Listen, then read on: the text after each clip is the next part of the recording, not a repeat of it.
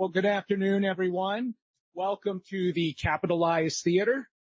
My name is Jay Williams. I'm with Storytech, and we're a company that's curated many of these panels that you'll be attending here. So we're so glad you were able to join us this afternoon, and I think you're going to enjoy this panel. Real quick before we get into the panel, I want to remind you that Storytech is actually doing a lot of tours of NAB between now and Wednesday. If you get a chance, be sure to check those out. Tours include data, AI, and machine learning.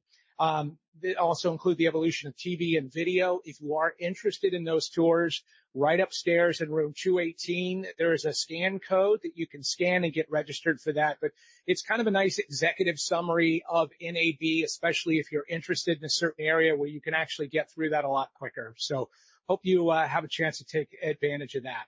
So our panel this afternoon is reinventing the release window through smart digital monetization. So obviously, with a new release window, we want to know how we're going to make money. And we're going to find out from this amazing panel that we have here today. And so I'm basically going to introduce them all the way from the left to our moderator here, starting with Noam Dromi, who is currently the managing director and executive producer of Reboot Studios. Next to Noam is Jane Yu. She is with Monolithic Content. She's the co-founder there. Then we have Austin Worrell. He is the co-founder and COO of Kino. They're doing a lot of really great stuff in the Web3 space. And then my pleasure to introduce our moderator for this afternoon, Mel Wilson. Mel, take it away. All right. How you doing, everybody? We're going to talk about how you can actually monetize all the great content that people are making here. I'm going to take you through just the whole idea of getting your content created is already hard enough. Now you have to figure out how to make money on it. We're going to try to give you some tips and some strategies on how you'd be able to do that from our esteemed panel. Key thing is distribution actually drives most of the discovery of your content. So actually getting a distributor is super important because it will actually help you monetize it, but it will also help people find it. So if you'll look at that, distribution has changed. Walmart is actually a creator distribution platform now. Interactivity is everywhere. So if you do have content, you can monetize it by also making it shoppable, because all content is shoppable at this point. And a lot of your distributors or platforms will actually help you make it shoppable, and have people allowed to do commerce anywhere on your content. And fans actually expect you to be good at this already. So you have to be able to bring engagement at all times, whether it's in real life or it's on a platform. And this is an example of a couple of those, especially like the mashup on Fortnite. And creators monetizing content kind of exist in this sandwich that's kind of displayed here. But the whole idea of engagement, immersion, and the whole idea of conversation is actually going to help you monetize all the content that you make. So about that discovery thing, it can be hard. So I guess you kind of have to use other platforms to draw people onto the platform where your content is. And really want to throw this one out to the panel to kind of see what are some best practices in getting your content discovered? Who might the distributors be that would be better platforms or better partners in getting this done? And I can let any of you guys take that question. I'm kind of opening it up to the group. Well, Kino is really great at doing that. So we start with Austin. Yeah, I mean, that's the whole reason that we built Kino. We actually invented a new release window. And I'm a Gen Z founder. My co-founder Dale's in the audience. He's a millennial founder. We looked at the current streaming platforms and said there's quite a few issues. They're not built for younger generations that are digitally native. They're just libraries that live online. They're not very interactive. There's not even an e-commerce store built in. You can't buy merch directly on Netflix. You can't ask a live question to your favorite artist. You can't go behind the scenes while they're filming. All of the things that my generation and younger generations expect, which is more interactivity, authenticity was the word of the year last year for Gen Z, is something that we've built in and baked into Kino, but we've also opened up the toolbox for any producer, for any distributor, for any team that has a film that wants to directly tap into their audience. So we have AI-based tools that can drive your audience from TikTok, from Reddit, from Instagram, from the whole meta universe over to our app, which if you download the mobile app, it's going to feel a lot like TikTok, because why would you sit on your couch and click a bunch of trailers when you could just scroll through like you do on TikTok and see clips and trailers and behind the scenes, and our algorithm learns what you like, and your For You page starts recommending rom-coms because you love rom-coms, or action movies or whatever else. We also are spearheading our LVOD Plus window, which is a digital premiere where the cast gets on. Millions of fans show up in an hour and watch the film for the first time. And in that moment, the fans can ask questions directly to their favorite artists. And it's in that way that we're driving greater engagement than we've ever seen. It creates viral moments on the internet that we can drive folks from TikTok, which is the public square, to Kino, which is a digital movie theater. And then we wrap all that data into one data set for our producers, give it to them and say, hey, take that over to Netflix, Disney, Hulu, and show them just how incredible your film is, because you have the data set down to the age, gender, demographic, and location, which is something that is revolutionary for an industry that right now is very poor in giving data to the filmmaker. And data is power. Data gives you the ability to take it from each watch window and to monetize appropriately, because also maybe you shouldn't be selling hoodies because the majority of your audience is in South America and they want t-shirts. Little things like that are able, give you more power to monetize better. But at the end of the day, bringing magic to filmmaking, we just hosted an influencer dinner at Coachella. That's where I came from. So desert to desert with a bunch of influencers, and they do a much better job actually of engaging with their fans, and they don't have multi-million-dollar films. And so what I'm excited about is working with all of our hundreds of films that are coming up on the Kino app. We're backed by Art Capital, Sequoia Capital, Soul Ventures. So check us out. You're going to see a lot coming down the line, but I don't want to make it too much about Kino today. And we've got some amazing, Jane, you were at Netflix before. I know that you were looking into data and more interactivity. So we'd love to hear your perspective. Yeah, absolutely. Just to tack on to that. So I'm currently a co-founder at Monolithic Content. We're a multi-platform content joint venture dedicated to premium nonfiction entertainment. But prior to that, I was in original series strategy at Netflix, one of those distributors, as Austin mentioned, where we were looking into kind of this trend of consumer timeshare spent on mobile versus on TV. And even as of 2021, TechCrunch had found that an average consumer in the U.S. was spending 4 hours on mobile versus 3 hours on TV. And so what that's led to has been, among streamers more recently, a consideration of initiatives such as mobile as second screen. And that's really something that it feels like, someone like Kino is tapping into natively. So. It's interesting, Austin, you were talking about kind of that Gen Z millennial cohort. So I want to go to two ends of the extreme, both Gen Alpha, which are the younger cohort, kids who are still coming up and still in school. I think, Mel, to answer part of your question, I think there's a missed opportunity to recognize that a lot of content creators might have educational curricula opportunities. There's a way. I just produced a film that was shortlisted for the Academy Awards this year, and the new life cycle that we're really finding for ourselves is that if we build a curriculum module that has a digital kind of layer to it, but schools want that content, and that gives us a direct access to an important consumer who will be changing what the paradigms are. And then for old Gen Xers like myself, the reality of it is that people still do, in fact, want to physically go places. Museums are a place to activate distribution opportunities. Community centers are a place to do that. So I think that when you really think about what the future of smart distribution and content monetization looks like, there's an entire spectrum of digital natives, people who are still digital and somewhat analog, and then the next generation that's inventing the thing we don't even know what it's going to look like yet. Got it. It's interesting that you guys talk about it that way too, because I feel like almost everything is kind of being reinvented because of that flip that you're talking about from second screen to first screen. Mobile's now the first screen. It's not the second screen. The whole idea of curated content engagement, you have people like the Museum of Natural History in pretty much every city is now turning into like an engagement farm to educate people on history. And IMAX movies and other great Exactly. They'd rather touch it, right? Don't tell me about it. I want to see what it was like. I want to feel it. I want to do all these different things that just we couldn't do because the internet was slow and made noise. Now you can actually do all that stuff. So it's interesting how you guys are talking about that. And I think it's going to be cool to see what everybody actually comes up with in kind of remixing that narrative or remixing that content for new platforms. So outside of discovery, we just started going into this anyway. You have to engage people, right? Like you can't just look at it. They probably won't look at it just as a hint. How do you engage them to monetize them, but also how do you do it to keep them on your platform? How do you make it shareable? Should everything be video? Should you let AI do it?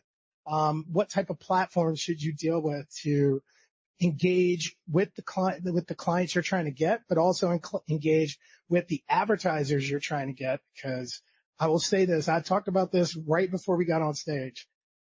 There are at least 5 ad insertion platforms on this floor. I've been coming to this show for 20 years. I've never seen an ad insertion platform here until the last 2 years. And they're big ones actually too. So it's happening pretty much as we're speaking.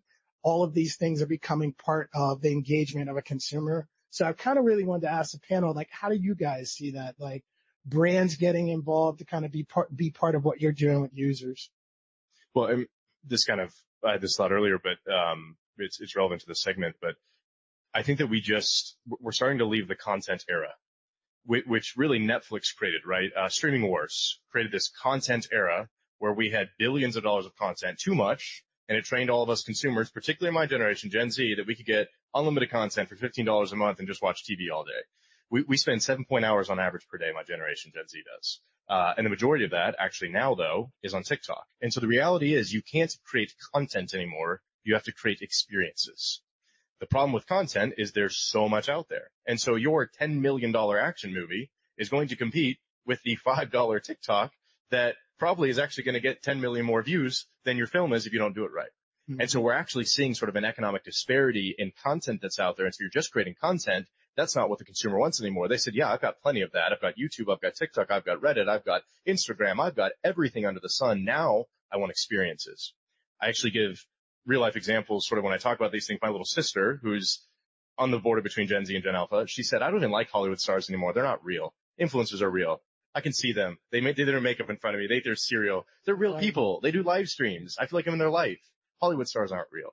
And so the reality is that for us in the film and TV space, we need to catch up to that and say, hey, that authenticity needs to be driven again, and it's experiential. And then to your point, I think what's interesting is we're actually seeing Hollywood going, oh, wait, content is monetizable via ads. Warning, no, it's not. It is for Gen X still, barely. But if you look it up, there's a great Forbes article, Gen Z particularly and millennials, we hate ads. We don't click them. We don't convert. It doesn't work. And so all these giant corporations that are here are starting to go, yeah, that ad spend that I have that's $1 billion, maybe I shouldn't just put it on an ad insertion platform that's just going to run on content. If you look at Pluto, if you look at Freevee, if you look at Tubi, these AVOD platforms, while they are successful, they're starting to see the tidal wave coming of, wow, people don't actually convert with these ads. They see them, but awareness isn't enough. They actually convert when an influencer genuinely says, I love this makeup brand. I use it every day. You go buy it. Or I like these Nike shoes. And so if we can insert brands more meaningfully and authentically, and especially when it's experiential, it's super, super useful. When you're doing a live premiere of a film and Nike happens to have brought it to you and they're going to give you a 10% off coupon and the shoes are related directly to the film because it was a sports film and they're limited edition, they're going to see a lot more sales than just one of 6 ads that run before every single Peacock show, right? And so we need to get to a place where it's more authentic in the way that we're involving brands, because at the end of the day, consumers are not dumb. I think that at the end of the day, a lot of times we forget that consumers are very smart, and playing 6 ads in front of you, sure, I might see the Tide Pods that are advertised, but that didn't actually drive my consumer behavior as much anymore because everything can be clickable. And if it actually feels relevant, I'm actually more likely to be engaged and feel like I want to convert with that brand. So that's just one way. I think experiential actually drives everything from merch to brand involvement. You can do it all. That's something that we've spearheaded quite a bit on both sides at Kino. And to add on to the point of experiential as organic, it almost acts as an organic source of IP as well. I'll speak to the point of, as studios were engaging in these content wars and trying to build out these franchises off of, say, comic book or film IP, that was this strategy around monetization and monetizing that original IP in all of these different kind of ancillary revenue streams. But what that, occasionally led to was, maybe things that fans never asked for in the first place. Mm-hmm. And so, and Noah and I were chatting about this earlier, how also some of these shorter form ways of addressing those fan bases, can actually, add touch points that are between things that are bigger tentpoles, and maybe when it starts with the shorter form, you actually can also design those tentpoles to fit into the broader timeline as well. And I know our time is limited. Look, it's interesting, again, playing the generational musical chairs.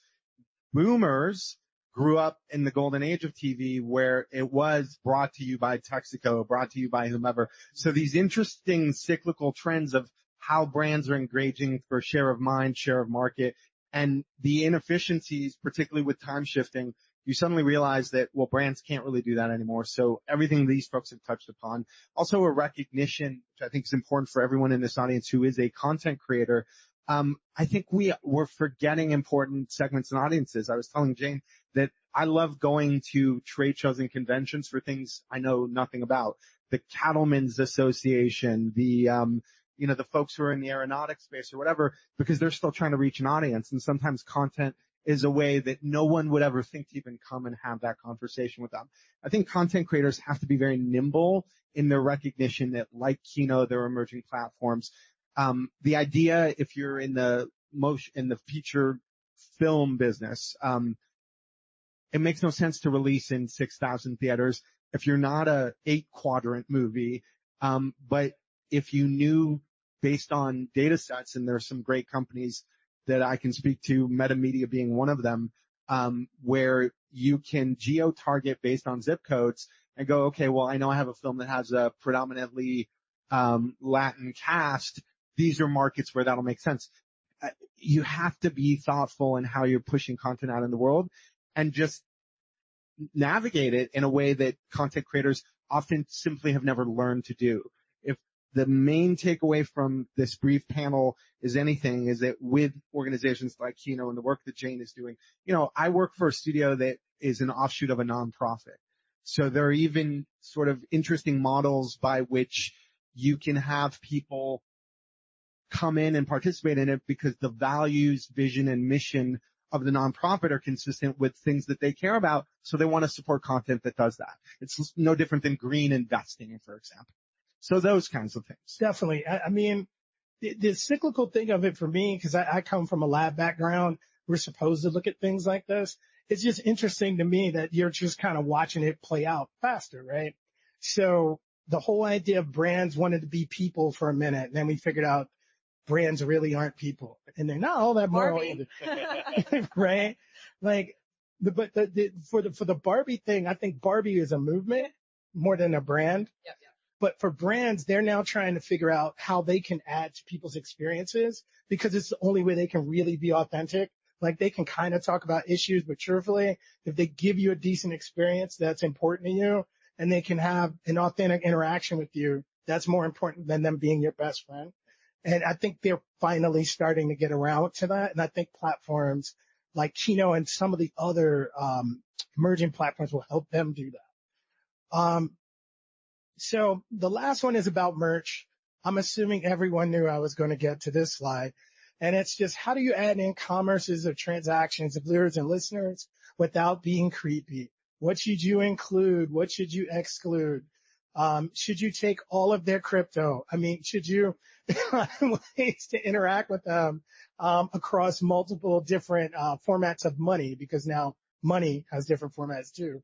So I wanted to hear kind of a quick thing on what you guys think about commerce and transactions, because I actually think all of you guys are good at it. Like, so in the research for this, I'm like, I'm going to be taking pointers from them after this on how to do like my own monetization platform. But what do you guys think about that in particular?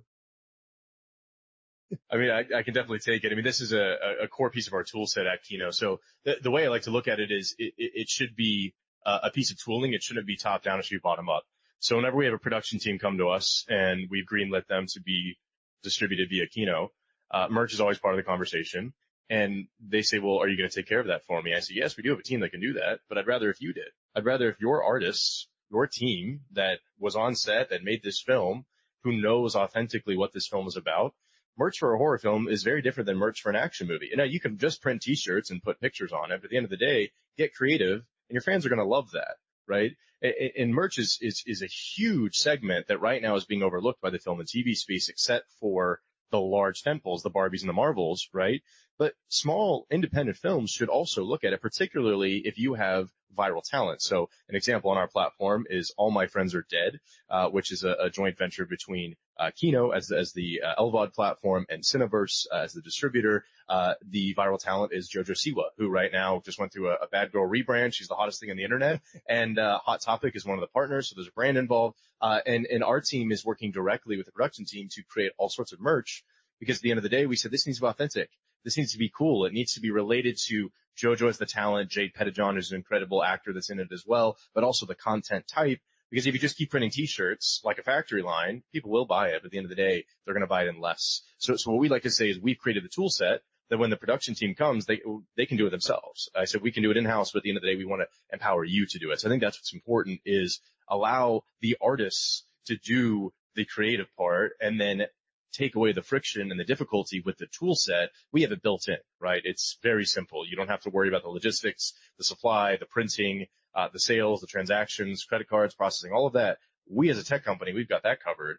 But the creative part, we say give it back to the artist at the end of the day. And to add on to the authenticity piece, whether is talent or creators, what's really great about those with digital followings is that they often have an audience with a defined and distinct niche. And so that's one thing that we see with one of my partners on my joint venture, Liquidity Media. He is the largest creator in the financial humor space.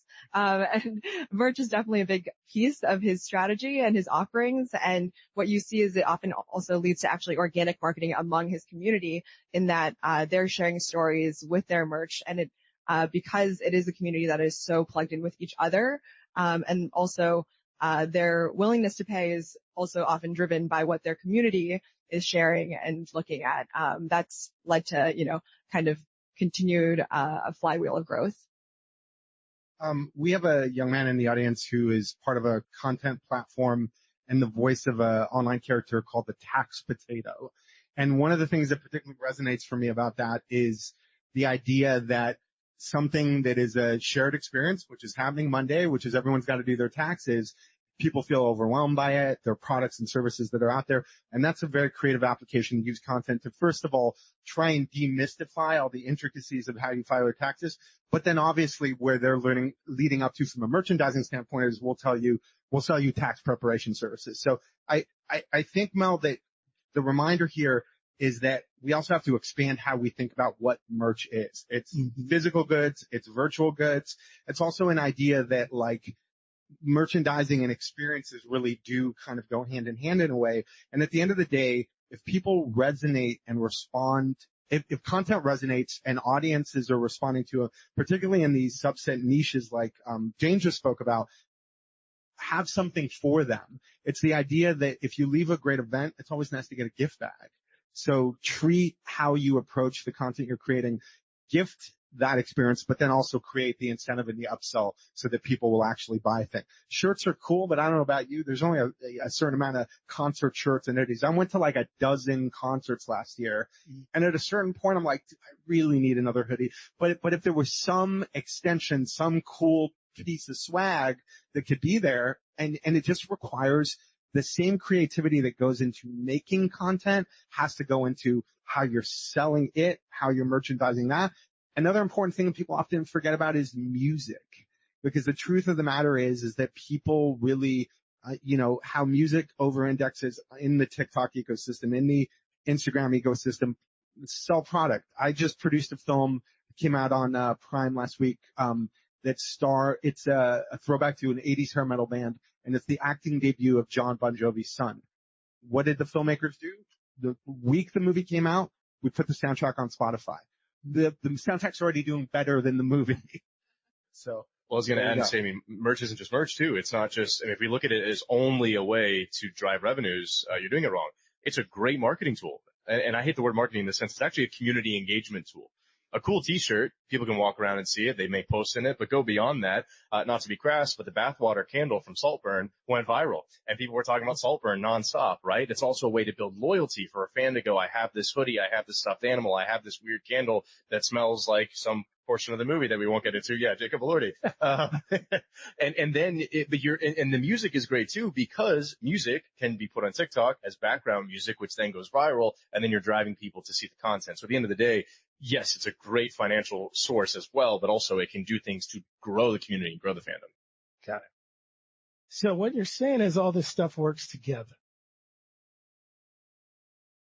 I actually think that's super important to think about because most of these things are developed in silos. I find the more that these people are put in the same place and from a production standpoint, you just get a better product. So it'd be cool to kind of do those things in the same moment. All right. So now that we told you all of this stuff, I just put together a couple of key takeaways, and I think we might have time for one question. So I'm going to run through this relatively quick. So building it only works if users can get to it. So I thank Gnome for this because I already had this in my script and then you sent that to me. So I was like, oh, I don't even have to do this. This is great. So they won't come. Like that day has kind of died. People have too many options. It's an on-demand economy. If they kind of don't know about you and have a reason to look for you, they just won't. You can actually engage more to bump up income for viewers or listeners. I just kind of highlighted the purple part of this, but basically those are all the places where your fans can pay you. Notice that there are more of them than there are of everything else on there. So actually engaging with them will make you more money. Literally, it's exponential because of the way this is set up. And then if you are going to be immersive with this, it should be with really fucking good content. I'm sorry, I don't know if I was allowed to say that, but that's what the slide says. Technically, this was actually an ideation session we had on the 50th birthday of Godzilla. So we were actually going to do a hologram of Godzilla being a DJ for his own concert. But literally the fact that people are even thinking about doing stuff like this is just letting you know it's new ways to engage. It had nothing to do with the release of a movie. This is actually old. We just wanted to celebrate Godzilla because Godzilla is cool. And I think that we need to take advantage of more moments like that to talk with fans because fans are always on. If you like Godzilla, you like Godzilla all the time. You don't just like Godzilla when he's coming out with a movie. And then they want merch, give it to them. So I actually have some of the stuff. I think it's the non-target t-shirt is actually up there right now. And then my favorite, because this was my case study of all of last year, was basically Taylor Swift in the NFL. So that is a t-shirt, one of many. I think there are thousands of them. But there was literally a parade of little girls at my son's basketball game wearing that particular t-shirt. Go Taylor's boyfriend. Notice it does not have a Kansas City Chiefs logo. It doesn't have an NFL logo, but they sold millions of dollars of these. The NFL also sold billions of dollars of their merch too. But literally they turned a whole merch channel into let's just make merch about Taylor's boyfriend and people will wear it because everyone knows who Taylor is. I don't even need to say her last name. And that's basically it. I thank you guys for your time. And that's it for our show.